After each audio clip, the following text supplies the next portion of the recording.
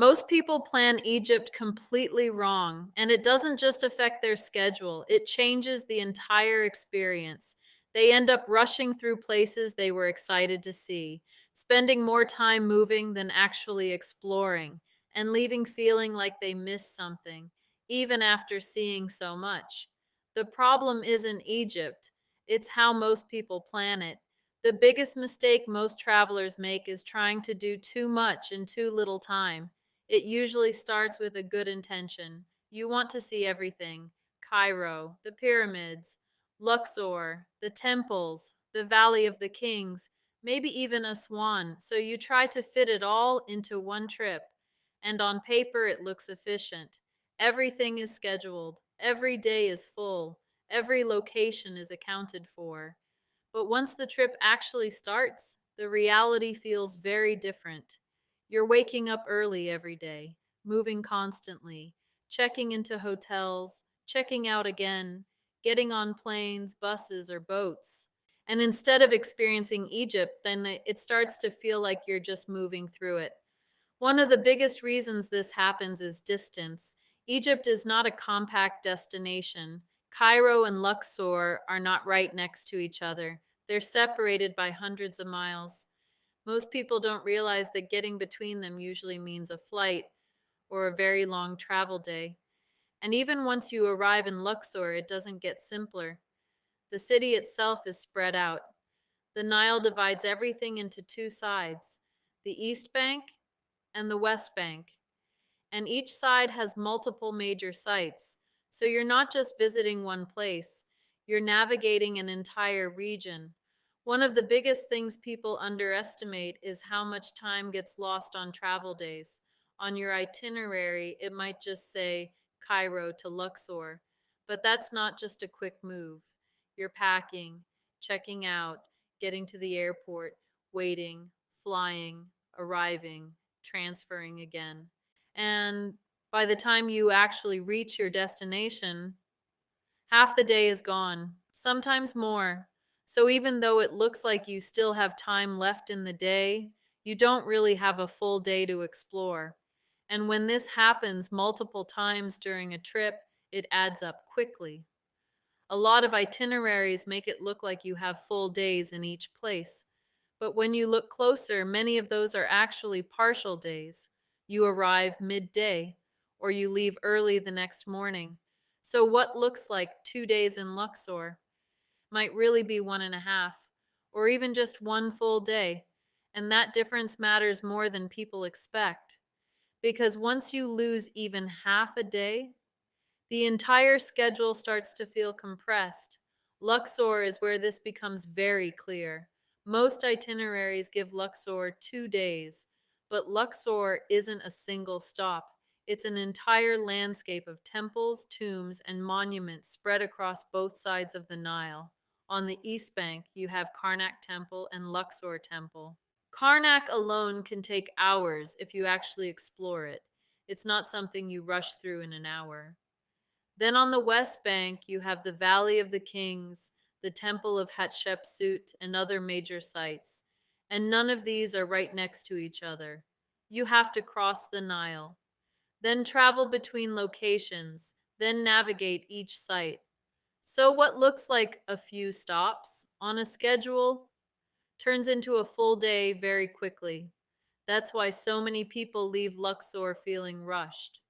Another thing most itineraries don't account for is how early your days start. A lot of tours begin very early in the morning, sometimes before sunrise, and not just once, multiple days in a row. So even if your schedule looks manageable, you're doing it while waking up early, moving constantly, and getting very little downtime. By the middle of the trip, that starts to catch up with you. There's also something else that builds up over time: mental fatigue. You're processing new places every day, new information, new environments, and when everything is scheduled tightly, there's no time to reset. So even if the itinerary still looks manageable, you don't experience it the same way. Everything starts to feel faster, shorter, and less memorable. A lot of people try to solve this by booking a Nile cruise, and it sounds like the perfect solution. transportation and itinerary combined into one experience. And in many ways, it is convenient. But what most people don't realize is that a Nile cruise is still a structured schedule.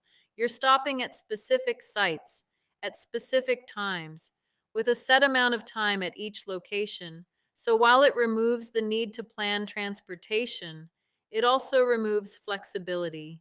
If you want more time somewhere, you usually don't have that option. And if you don't understand that ahead of time, it can feel more rushed than expected. There's also something else that affects how you experience Egypt. The time of day. By midday, the heat can become intense, especially in places like Luxor and the West Bank. So even if you have time scheduled to explore, you may not have the energy to fully enjoy it. That's why pacing matters, not just for your schedule, but for your overall experience. A lot of itineraries focus on maximizing the number of sites, but more doesn't always mean better. In fact, it often has the opposite effect. When every day is packed, you don't have time to slow down. You move quickly from one place to the next. You don't fully take in what you're seeing. And over time, everything starts to blur together. Temples start to feel the same, tombs start to feel similar, and the experience loses its impact. Egypt isn't a destination where more equals better. It's a destination where time changes everything. A better approach is surprisingly simple: do less, but experience more. Instead of trying to see everything, choose fewer locations and give them the time they deserve. For example, spend multiple days in Luxor instead of rushing through it. Give yourself time on both the East Bank and the West Bank. Allow space in your schedule to slow down, to revisit places, to explore without rushing, to actually take it in. Because when you're not constantly moving, the entire experience changes. A lot of people don't realize this until they're already there.